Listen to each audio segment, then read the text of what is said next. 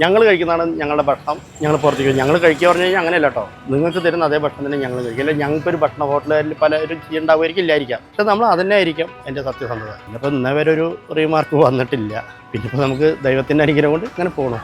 ഇവിടെ മാത്രം പറയുകയാണെങ്കിൽ 52ാമത്തെ വർഷം കഴിഞ്ഞു. 53 വർഷത്തിലേക്ക് കടക്കാൻ പോവുകയാണ് ഞങ്ങൾ. നമ്മളിപ്പോൾ കുറേ ഇതേപോലെ യൂട്യൂബിലും ചാനലിലൊക്കെ പറഞ്ഞിട്ടുള്ള കഥ തന്നെയാണ്. നമ്മളെന്തോ ഉണ്ടാക്കുന്നു, ആർക്കൊക്കെ ഇഷ്ടപ്പെടുന്നുണ്ട്, അതുകൊണ്ട് കൊച്ചു നിൽക്കുന്നുണ്ട്.